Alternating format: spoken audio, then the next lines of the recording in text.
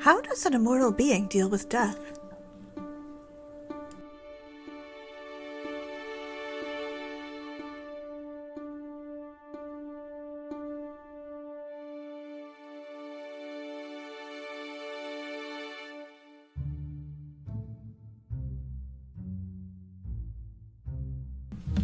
Welcome to the Immortal Gifts Podcast, where Dave Robison, Veronica Giguerre, and J Daniel Sawyer read my novel, Immortal Gifts, to you. I'm Catherine Filliard, and I wrote this. This episode of the Immortal Gifts Podcast is sponsored by me. If you like the podcast, tell your friends. If you've run out of friends to tell, buy the book. It's available in ebook, paperback, hardcover, large print, and audio. I also have a Patreon and a Ko-fi, if that's your thing. Impatient? The audiobook is available at my shop and my Patreon and will be headed to all the places audiobooks are sold. And with that, on to the show. Coda. Abraham, Atlantic Highlands, New Jersey, December 18th, 2022. I held the lit candle in Miriam's hand and made the blessings for her. Baruch atah Adonai, Eloheinu melech ha'olam, asher kideshanu b'mitzvotav, v'tzivanu lahadlik ner shel Hanukkah. Blessed are you, Adonai our God, ruler of the universe, who makes us holy with your commandments, commanding us to light the Hanukkah lights. Baruch atah Adonai, Eloheinu melech ha'olam, she'asa nasim la'avotenu ve'imotenu, bayamim hahem bazman hazeh. Blessed are you, Adonai our God, ruler of the universe, who performed wondrous deeds for our ancestors in those ancient days at this season. I helped her light the first candles in the Hanukkah. Most people call them Hanukkah menorah, but menorah is either the seven-branched candelabra from the ancient temple or the modern Hebrew word for lamp. Then I lit my own Hanukkah. We admired the lights, and I put my Hanukkah on the front porch. Hanukkah, Chanukah, the festival of at least 8 different English spellings. I went into the kitchen and fried up an enormous platter of latkes, potato pancakes, despite the fact that half the guests couldn't eat them. I fed them to Destiny, Miriam, Morgan, and Bridget with a dish of sour cream, and after Dave insisted, applesauce. Ludwig, Solomon, and I had wine. Will I not be able to eat latkes if I... Dave moaned, sniffing the plate. He piled up his plate with latkes and applesauce. Would just one latke kill me if... No, Ludwig said, but it wouldn't be worth it. Dave frowned and dipped a latke in applesauce. I also made a huge salad and taught the non-Jews how to play dreidel for Hanukkah Gelt, which in our house was chocolate coins in little gold foil wrappers. I won spectacularly, but I distributed my candy winnings among the 4 human adults because I couldn't eat it, and because one really shouldn't give a toddler that much sugar. I also gave Miriam actual money, $250, much to the shock of Morgan and Bridget. Well, she wasn't 2 yet. Sweetie, this money, some of it is to give to charity, and some of it is to keep, and you need to decide how much. She tilted her head at me. What's charity? That's where you give money away because someone else needs it, like people who are hungry who need food, or homeless kitties and doggies, or little kids who have no toys. She reacted with visible sadness at all 3 options, and pushed the money back at me. All the money? I asked. She nodded, solemn and sweet. Okay, which one? All! Okay, I said. I put the money into a tzedakah, charity box, on the table, and made a note on my phone that 1/3 of it should each go to a soup kitchen, pet rescue, and something that gave children toys. Thank you. I kissed her on the cheek. She beamed at me. I pulled out a wrapped present. She tore off the wrapping and squealed as a soft toy kitty was revealed, white with long fur. She hugged it. Kitty! Ivan appeared relieved that she was squeezing the toy instead of him. He was very patient with Miriam, but he didn't relish being manhandled. Inanna, of course, would have none of it, but at least she knew not to scratch the toddler. Freddie, on the other hand, adored being manhandled, and followed Miriam around the house as a combination playmate and protector. I put Miriam to bed with her new toy kitty and kissed Destiny on the cheek. Abraham, Eatontown, New Jersey, December 21st, 2022. We'd gathered at Morgan and Bridget's, and it looked a lot like Christmas, but it wasn't. There was a decorated pine tree and mistletoe, all the better to kiss under, and candles everywhere. They'd made hot-spiced cider and tofurkey, since half the celebrants were vegetarian.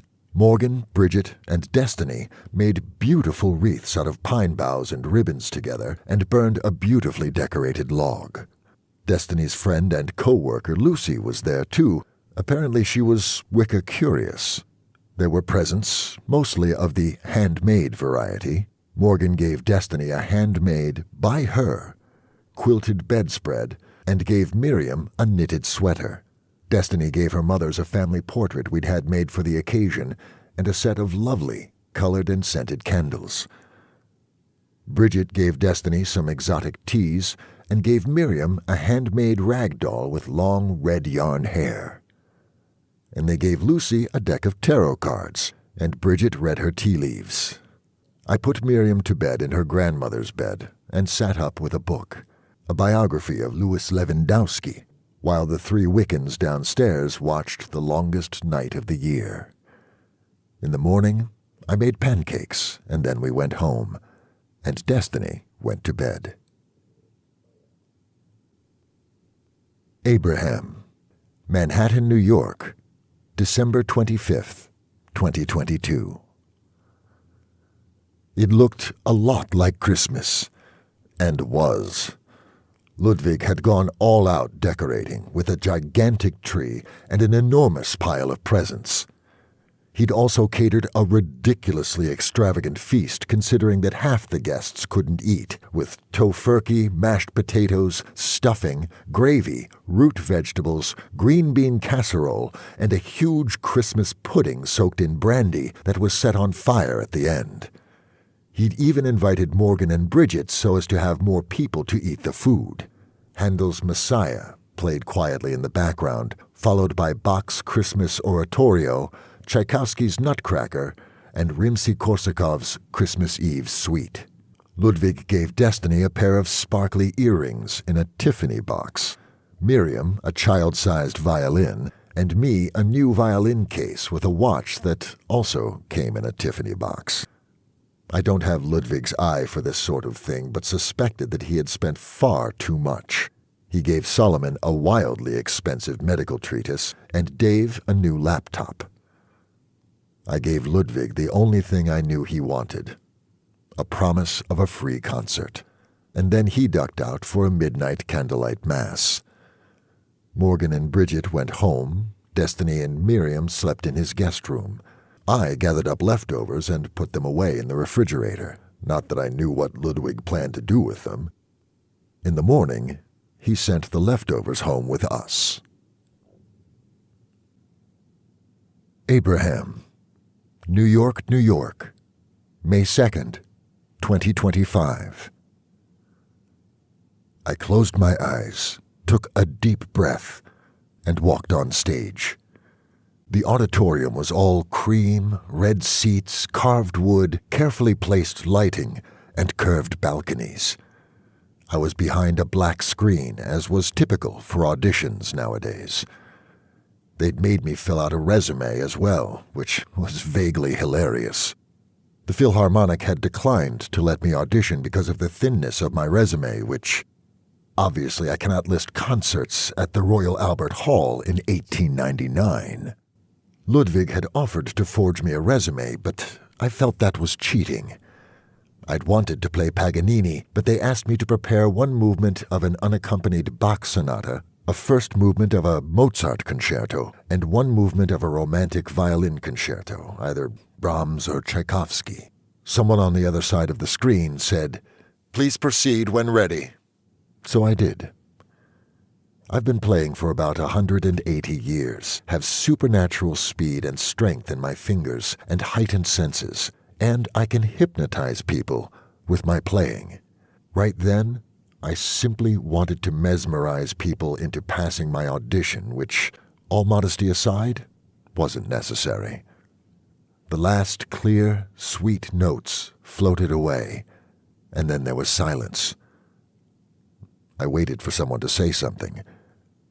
After a few awkward moments, I launched into Paganini's Caprice No. 5. There was another brief silence, and the voice on the other side of the screen said, "You're in. What's your name?" I stepped around the screen and bowed. "Abraham Levy." I don't need to point out that wasn't the name they gave me at birth, do I? The name they gave me at birth didn't include a surname. I was Avraham ben Moshe, Abraham, son of Moses. One could add a from Vreshen for disambiguation if needed. But my father was a Ben Levi, which made me a Ben Levi, so I've always been partial to variants of that as a name. The ancient Israelites charged the Levites with singing and playing music in the temple, after all. They stepped forward to shake my hand, and I put my violin in its case. The nearest person asked, in a tone of awe, "Is that a Stradivarius?" I nodded and smiled. "Why haven't we heard of you before?" another person, a woman, asked. I lowered my eyes and told the truth. Well, most of it. I stopped performing publicly for a time after a traumatic death in the family. "I'm sorry for your loss," she said. She handed me a packet of paperwork. "Our rehearsals are on Thursday nights, 7 to 10 p.m. "Thank you." I took the papers. "I'll see you then." I was certain Ludwig would let me stay at his place on Thursday nights so I could take the ferry and thereby avoid driving in during rush hour and daylight. I'd ask. I walked up the aisle and opened the doors. Destiny was waiting for me, holding Miriam's hand. Her other hand rested on her pregnant belly, under a vet uniform. She now worked for Fur Kid's new low-cost charity rescue clinic. I gave her a cocky smirk. Miriam had inherited her mother's beautiful red hair, which we styled in what modern Americans call pigtails. In her other hand she held the rag doll her grandmother Bridget had given her. She would start preschool in the fall. Morgan and Bridget had moved into our mother-in-law suite. She also had a doting uncle who stayed with us every weekend and holiday, although Ludwig had thrown an elaborate hissy fit when a cat, a vile animal, had coughed up a hairball on his overcoat. I feared he might not survive the world of infant regurgitation. Solomon, well, if I was his uncle, did that make Miriam his cousin? We had her call him Zadeh, grandfather. She also had an Uncle Dave, who stayed with us frequently. Destiny let go of Miriam's hand and stepped out to hail a taxi. Miriam played with her doll, wiggling her at me and creating dialogue for her. "Hi, my name is Anna. How are you?" "Hello, Anna. Nice to meet you." I shook the doll's soft, floppy hand. Miriam giggled, and I pulled on my sun gear. Destiny waved, and Miriam and I headed towards the door. A tiny black kitten with faint black-on-black stripes was waiting patiently by the door.